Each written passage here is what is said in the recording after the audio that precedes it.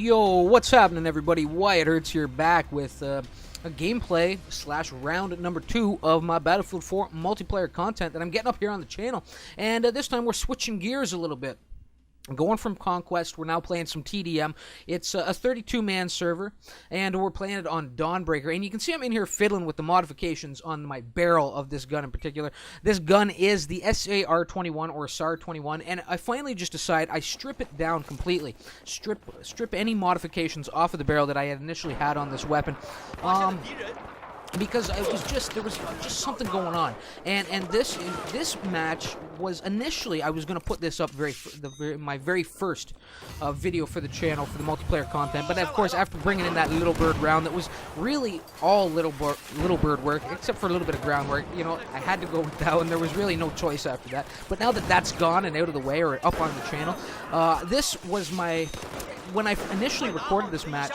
Or captured it. This was probably the best round I'd had to date. Not in kills necessarily, but my KDR was really solid here. And the my confidence moving through the map, taking down my my targets as they crossed my line of sight, and dealing with the enemy, and of course going in for the heals and the revives. I was really proud of this. You know, things finally started to click, and of course I had been in there, as I had mentioned, and as you all saw, I was stripping down the barrel of the weapon. I had the muzzle brake, I think, was on there, and that's the thing. You know, if there's one little piece of advice I can give the guys that are maybe new to this series, or trying to get a little bit more serious into this game. I've played it in the past, but in a more casual sense. If you're new or just trying to get a little bit more serious with this game, certainly try out all the items as you unlock them on your weapons, but certainly do not just commit yourself to something, and try and pay attention to what it's actually doing to the gun. Don't just read the blurb, of course. With those barrels in particular, when you're talking about the compensator, the muzzle breaker, the heavy barrel, you are getting a bonus to one aspect of your gameplay, but you're not also bringing in a penalty of some kind, you know. So this gun, you know, I don't want that muzzle breaker compensator on there, because it's hurting my full auto fire or my fire on the move, you know. So I don't want that, and I had finally just stripped the weapon down. I was finding that it was really just all over the place, you know. I was leaving these encounters with the enemy wondering, how did he put me down so fast, and why am I missing? And I was getting mad, you know. I was really, because I couldn't figure it out. And finally, after stripping that down, it was a little piece of the puzzle, only a small piece, but things are starting to click. The other being that recoil is a major part of this game, and that's really one of the aspects of skill that Battlefield players need. You know, you need to know how to handle your recoil. You need to know the components you want to put on your gun to minimize it or maximize your effectiveness, you know, depending on your particular play style. But you need to also be able to just handle it on the fly, handle a mouse well in your hands, know how guns are going to react when they're firing, whether it be in burst or on full auto, and be able to kind of keep that under control with twitch movements and just slight, subtle mouse movements that are smooth as you're firing your weapon while still maintaining the target. Anyway, finally I get put down. After a pretty spectacular run to start things off. I was quite pleased with that. You know, I did get put down early on, got a revive, so that was nice to see, but no one out there to help me that time, despite all the saves I had been making along the way. I just, you know what, and that Wolfie guy punching me in the nose. An insult to injury. Didn't like that. Didn't like it. But I guess what I was trying to say, what I'm trying to get to with this round in particular, was this turning point for me with Battlefield. And it's early, which is good. It's early on that things are starting to click. That I was really starting to come into my own here, and I'm starting to realize how things work, the game mechanics that are at play, and then once I understand those things, I can you know, do what I need to do to counter the penalties, counter the recoil. You know, I don't know how to describe it perfectly, but it's all part of the learning experience, all part of that learning curve that separates good players from great players, you know. And well, I'm promising you this. I'm gonna be a great player at this. Yes. Anyway, you can see me moving along here, moving deep down on this guy that was posted up at the far end of this road. Really, he's working the perimeter of this map. And I think he's doing some sniping from over there, and I did get the spot in. I like spotting guys. A lot of guys, you know, there's lazy players out there that just don't spot often enough. If you're not comfortable pushing that button, whatever it is on the default, I think it may be C or something like that. Actually, that doesn't seem right, but you know, if you're not comfortable pushing whatever button it starts with on default, put it on a comfortable button that you have quick access to, that you can be tapping pretty consistently in battle. I like it on my tab button. That's where I have it. I get a lot of spots in for the team, and you know, I'm already giving guys a hard time on voice chat or on text chat on the game, you know, telling them spot up the enemy. This team wasn't too bad about it. You can see I came around the corner there and saw 2 spots right away, but often guys are just so lazy about that. And the other thing that I'm really putting on a great performance here as the medic. I mean, again, running for the heal there, despite the fact that the guy had tapped out. And then of course, followed right here, I put that guy down to 1% health.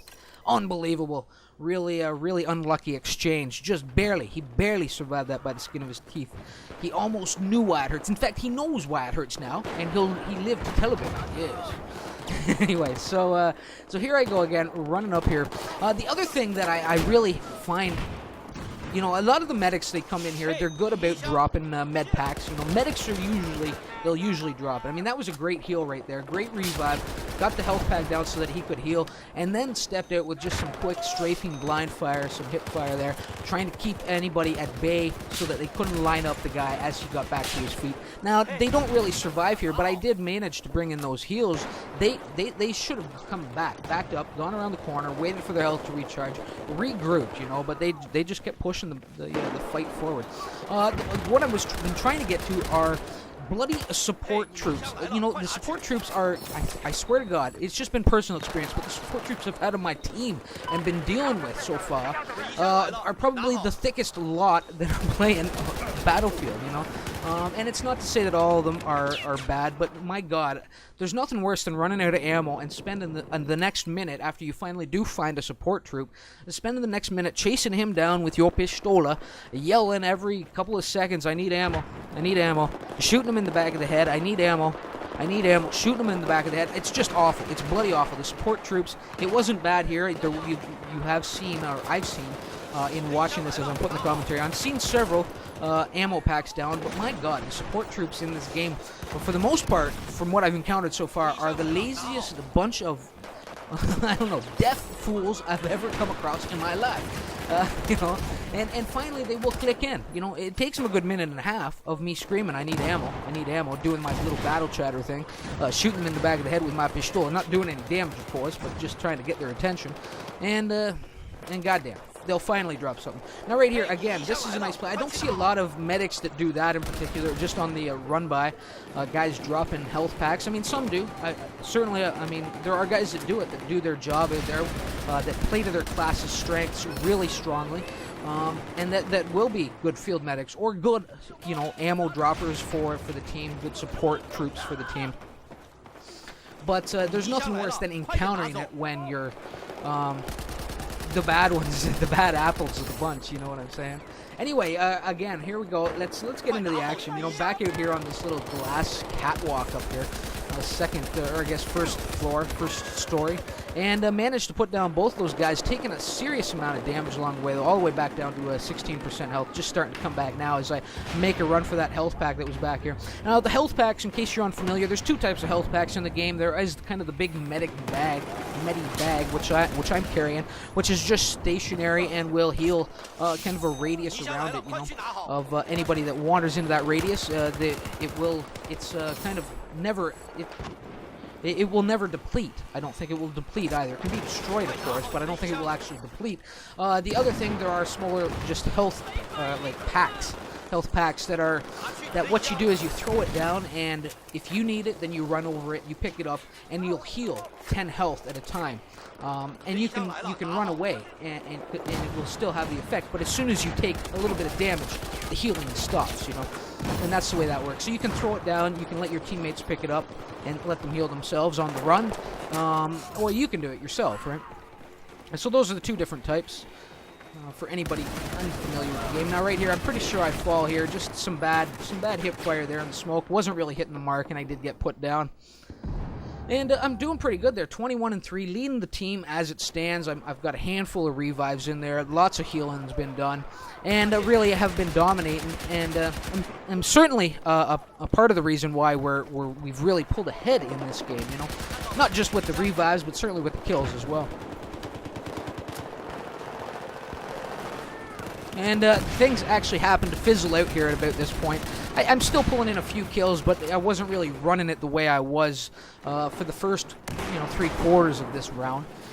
Coming back through these little offices, these little corridors here, right here. Now, I did see all the activity on radar, and I thought, I wanted to try and get in here as stealthily as possible, as quietly as possible, and you never want to pass up a knife opportunity if it presents itself, and I went for it, and it cost me. I was really hoping. I did see the activity on radar. I knew that they were down that corridor. I was just hoping that maybe their attention was turned the other way, and that they had some other force that they had to deal with on the other side of them. And you know what? I think it was Batman, or was it Max Batman, that puts me down. Anyway, I'm coming back here for some revenge. He should be right inside this window if he's still here. And I take about 3 shots in the ass on my way through here. And by the time I get in, I just left myself as easy pickings for Max Batman there, who was still hiding in the corner.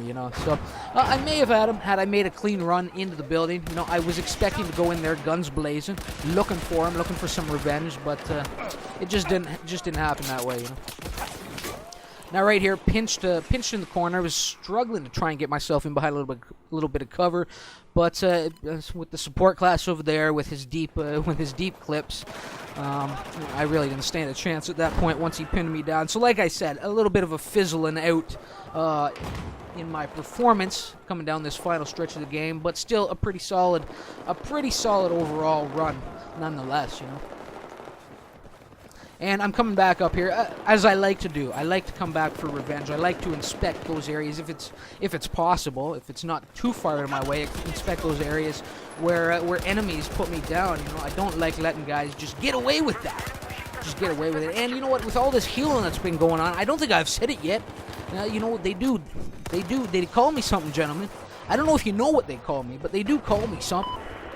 Yes, and it's not what you're thinking right now. No. Get that out of your head. That's not very nice.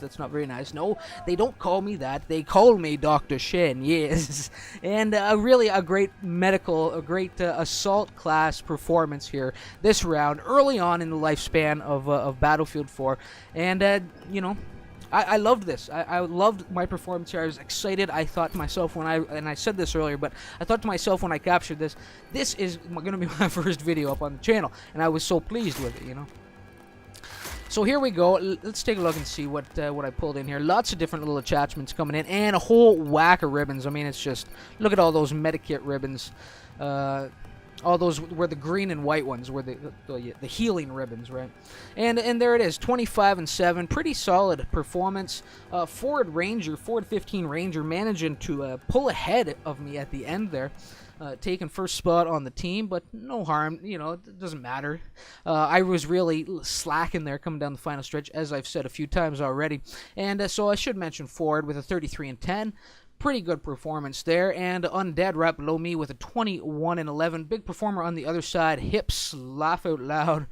22-12. So guys, thanks for stopping by. Hopefully you enjoyed the TDM, and like I said, it was switching up gears. That's the great thing about Battlefield is that you get those more strategic, tactical games. You can find that in the Conquest Large or the Rush, the Obliteration, and you can get that well, I guess Rush it really is a lot like TDM. It's fast-paced. It's high-octane action, and you get that nice balance. So whatever your taste is, there is something for you in here in this game in Battlefield 4. So guys, again, thanks for watching. Hope you leave a like, a comment, and sub to the channel if you haven't already. And until next time, remember why it hurts. Later.